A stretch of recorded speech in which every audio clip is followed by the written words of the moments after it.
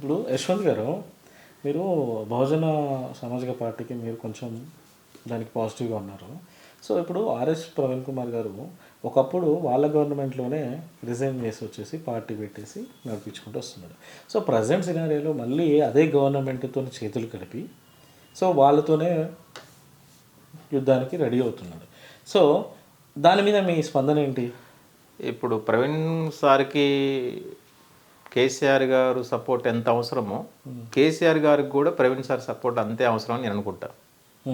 ఇప్పుడు ఒకళ్ళు సపోర్ట్తో ఒకళ్ళు ముందుకెళ్తే మన రాజ్యాన్ని వేలొచ్చని ఆలోచనతో ముందుకెళ్తుండొచ్చు. అంటే అప్పుడు ఏమో తిట్టేసి దొరల పాలన మీది ఆదాయం అని చెప్పేసి అన్న ప్రవీణ్ గారు ఇప్పుడేమో వాళ్ళతోనే చేతులు కలిపి సో ఎలా అయినా గెలవాలి అన్న ఒక అధికారం కోసం అని చెప్పేసి చేస్తున్నారు అని అనుకోవచ్చు కదా. ఇప్పుడు కేసీఆర్ గారు తన ఇండివిజువల్గా తన సొంత పార్టీతో పరిపాలన చేసినప్పుడు అటు చేశారు. ఇప్పుడు ప్రవీణ్ గారితో ఉన్నారు కాబట్టి మంచిగా చేస్తారేమో.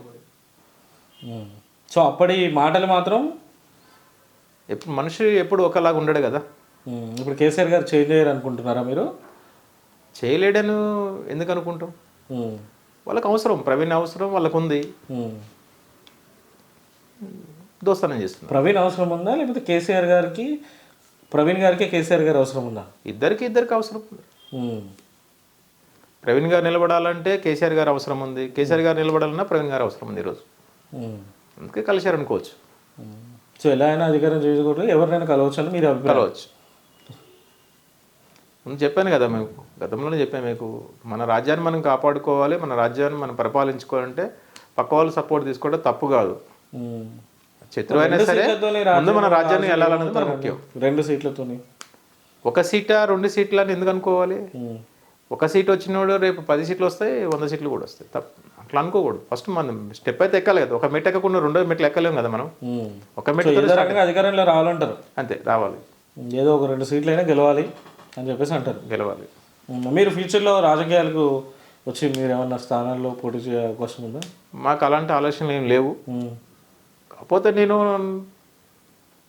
బహుజనవాదిగా నా వంతుని సపోర్ట్ చేస్తాను. అంటే ఏం చేస్తారు బహుజనవాది అంటే? ఏం చేస్తారు? నా వంతు 4 గైడ్ చేస్తాను. వీలైనంత వరకు నేను నాస్తికత్వాన్ని బోధిస్తారా? అనేముంది, నాకు నేను ఏదైతే పబ్లిక్ అవసరమో అది మాత్రమే చెప్పగలుగుతాను. నేను నా వల్ల వీళ్ళకి యూజ్ ఉంది, వీళ్ళకి ఉపయోగం ఉంది అనుకుంటే అంతవరకు నేను సపోర్ట్ చేస్తాను. అంటే ఏంది ఒక ఎగ్జాంపుల్ చెప్పండి. మీరు ఒక పని చేస్తే మనకు ఉపాధి ఉంది అని ఎంత అనుకుంటామో నమ్ముతామో, నేను చెప్పే మాటల వల్ల వాళ్ళకి ఉపాధి అవకాశాలు ఉన్నాయి అనుకుంటే ఆ వేలో నేను బోధిస్తాను వాళ్ళకి.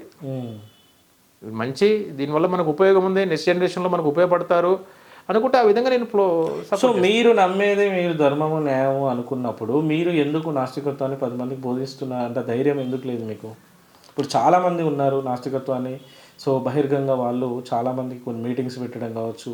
సో వాళ్ళందరికీ మీరు చూశారు ఇంతకుముందు వేరే రాష్ట్రంలో రామస్వామి గారు కావచ్చు, వీళ్ళందరూ కూడా సో లేటెస్ట్గా బైరి నరేష్ గారు కావచ్చు, వీళ్ళందరూ కూడా నాస్తికత్వాన్ని సో బహిర్గంగా సో వాళ్ళ యొక్క ఆలోచన వాళ్ళ యొక్క దానితోనే వాళ్ళు బయట మీటింగ్స్ పెట్టడం కానీ జరుగుతుంటుంది. సో మీరు అలాంటి ఏమైనా చేశారా? మీరు ఈ సొసైటీలో ఒకటి ఉంది, ఏంటంటే డబ్బులు ఉన్నవాడు ఏం చేసినా నడుస్తుంది, లేనివాడు ఏ చేసినా కష్టమే. సో బైరి నరేష్ గారికి ఏమి డబ్బులు, ఆయన నార్మల్ స్థాయి. బైరి నరేష్ గారు చేశారంటే బైరి నరేష్ గారి నష్టం కూడా అదే జరుగుతుంది. ఇప్పుడు వారికి ఈరోజు పరిస్థితి ఏంటి? బయటకు వచ్చి మీడియా ముందు మాట్లాడిన పరిస్థితిలో ఉన్నారు. ఎందుకు అంటే తన స్వేచ్ఛను వ్యక్తపరిచిండు, తప్పు కాదు. నలుగురికి జ్ఞానోదయం కల్పిద్దామన్న ఆలోచనతో చెప్పాడు, వాస్తవం మాట్లాడాడు. కానీ అది మరి పబ్లిక్ ఋషి చేసుకునే విధానం కరెక్ట్ లేదు కదా. సరే ఆయన వ్యంగ్యంగా మాట్లాడి ఉండొచ్చు, ప్రజెంట్ చేసిన విధానం మంచిగా లేకపోవచ్చు. కానీ మనం ఇప్పుడు వారికి నాకు కంపారిజన్ కాదు. నేను ఒక ఎంప్లాయీని, ఏదో చిన్న జాబ్ చేసుకుంటున్నాను. సో నాకు తెలిసింది నా చుట్టుపక్కల ఉన్న వాళ్ళకి చెప్పాలనేది నా ఆలోచన.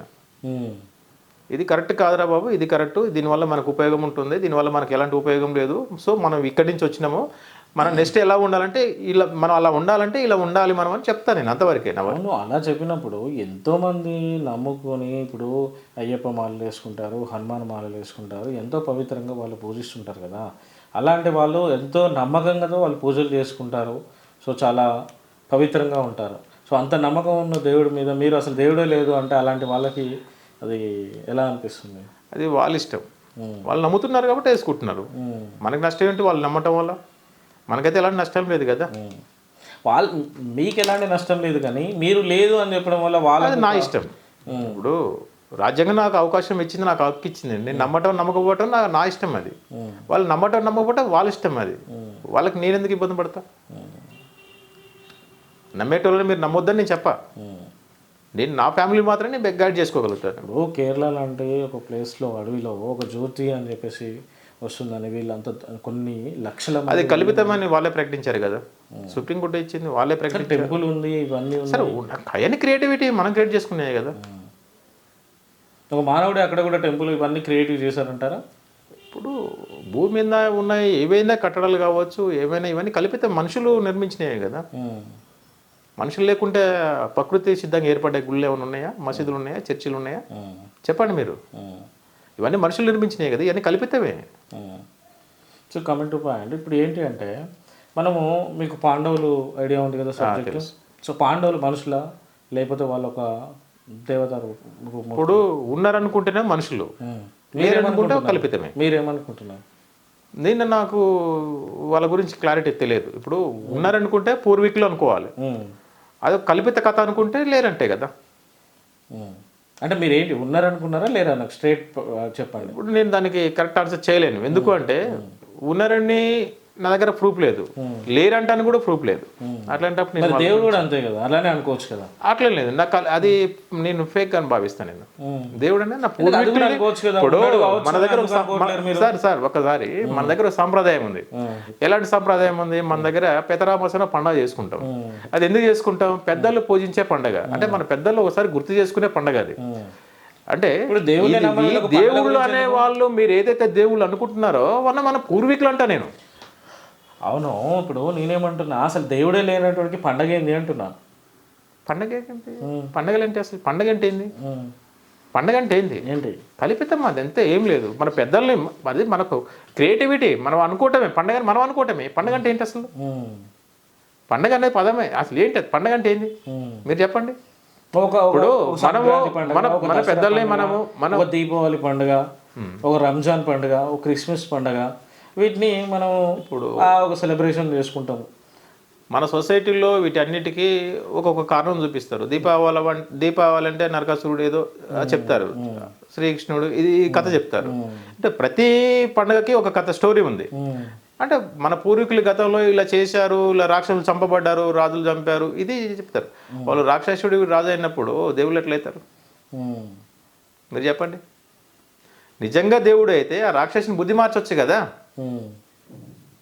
ఇప్పుడు దేవుడు ఉన్నప్పుడు దయ్యం ఉంటుంది అంటే దేవుడే లేనప్పుడు దైవాంశ వస్తుంది. ఇంకా నమ్మేవాళ్ళు నమ్ముతారు, నేను నమ్మను. నిజంగా నమ్ముంటే మంచోడు చెడ్డోడు ఉండకూడదు, అందరు మంచిగానే ఉండాలి. అప్పుడు సమాజం కల్పితాలు సార్ సొసైటీలో. ఇప్పుడు జనాలందరూ కల్పితంగా బ్రతుకుతున్నారు, దేవుని నమ్మే వాళ్ళు అంటారు. అంత కల్పితమే బతుకుతున్నారు, అలా అంటున్నారు. అంతే, అంత కల్పితమే. ఈ ఉపవాసాలు చేయడం, సేవలు కానివ్వండి, శనివారాలు, సోమవారాలు, మంగళవారాలు ఉపవాసాలు చేసి సో ఒక్క పొద్దులు ఉండేవాళ్ళు, ఒక పూట తినకపోయి ఉండేవాళ్ళు, తర్వాత పొద్దున్న లేస్తేనే ప్రదర్శనలు చేసేవాళ్ళు. వీళ్ళందరూ కూడా వాళ్ళతో దేవుడు ఉన్నాడని భ్రమతో బతుకుతున్నారని మీరు. ఒకప్పుడు మనిషి ఆహారం కోసమే బతికేవాడు. అంటే సాయంత్రం వరకు, మార్నింగ్ పొద్దున ఉదయించే సూర్యుడి నుంచి అస్తమించే వరకు తన ఆహారం సంపాదించుకోవడం కోసం బతికేవాడు. ఈ రోజు మనిషి ఎలా ఉన్నాడంటే ఆ తిన్న ఆహారాన్ని అరిగించుకోవడం కోసం బతుకుతున్నాడు. అంటే ఆహారం అనేది ఎక్కువైపోయింది. ఉపవాసం ఉంటే తప్పే ఉంది? వాళ్ళు రోజు ఆయన పని చేస్తున్నారా? ఉండండి, ఆ విధంగానే ఉంటున్నారు కదా రోజు అని నేను అనుకుంటాను.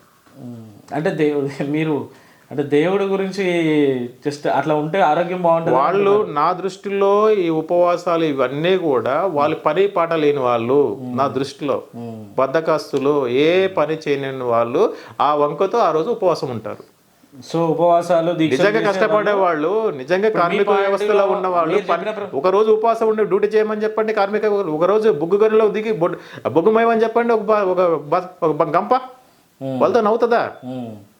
పని పట్టలేని వాళ్ళు ఉపవాసాలు ఉంటే మనకేంటి సార్? వాళ్ళ వాళ్ళ వల్ల మనకేంటి ఇప్పుడు ఉపయోగం? అయ్యప్ప మాల, స్వామి మాల వేసుకున్న, హనుమాన్ మాల వేసుకున్నప్పుడు వాళ్ళు ఒక వృత్తి చేసుకుంటూనే వాళ్ళు ఆ దేవునికి వాళ్ళు ఒక 41 రోజులు కావచ్చు, 45 రోజులు కావచ్చు, 21 రోజులు కావచ్చు, వాళ్ళు చాలా పవిత్రంగా ఉంటారు కదా. వాళ్ళ వర్క్లు చేసుకుంటారు. చికెన్ షాప్ చేసుకునే వాళ్ళు చికెన్ షాపు, వైన్స్లో పని చేసుకునే వాళ్ళు వైన్ షాపు, లేదంటే ఇతరత్ర లేబర్ వర్క్ చేసుకునే వాళ్ళు లేబర్ పని. సో వాళ్ళ టైం తినకుండా వాళ్ళు చేసే వాళ్ళ కార్యాచరణ చేసుకుంటారు కదా. మీరు చెప్పేది ఎట్లుందంటే ఆ 40 రోజులు లేదంటే 10 రోజులు ప్రశాంతంగా పవిత్రంగా ఉంటున్నారు అంటే అంతకుముందు అంత దరిద్రులైన వాళ్ళు అలా అని కాదు, మీరు అంటున్నారు కదా. నీ కాదు మీరు అంటున్నారు కదా అంతకుముందు అంత దరిద్రులు వాళ్ళు చెడ్డవాళ్ళు ఆ 4 రోజులు ప్రశాంతంగా ఉంటాను అంటున్నా మీరే చెప్తున్నారు కదా, మేము అనట్లేదు. అంటే మీరు ఎలా అడుగుతున్నారంటే ఆ 41 రోజులు వాళ్ళు ఉపవాస దీక్షలు రెగ్యులర్గా అయితే ఉపవాస దీక్షలు చేయరు కదా అందరూ. ఆ 41 రోజులు 45 రోజులు చేసినట్టయితే సంవత్సరం అంతా చేయరు కదా. ఇప్పుడు నా గ్యాస్ ట్రబుల్ ఉంది సార్, నేను పొద్దున్నే ప్యాంటాసిడ్ టాబ్లెట్ వేసుకుంటా. ఎందుకు వేసుకుంటా? నా గ్యాస్ ట్రబుల్ ఉంది కాబట్టి. వాళ్ళకు కూడా అంతే, వాళ్ళకు ఉన్న హ్యాబిట్స్ పోగొట్టుకోవడం కోసం అది వాళ్ళ యొక్క బ్యాడ్ హ్యాబిట్స్ పోగొట్టుకోవడానికి మాత్రమే వాళ్ళ దీక్షలు చేస్తారంటారు అంతే. ఓకే, దీక్షలు కావచ్చు, ఉపవాసాలు ఏదైనా కావచ్చు, అది ఎనీ రిలీజన్, ఏ రిలీజన్లో అయినా వాళ్ళు ఉపవాసాలు ప్రార్థనలు చేస్తున్నారు, ఉపవాసాలు పాటిస్తున్నారు అంటే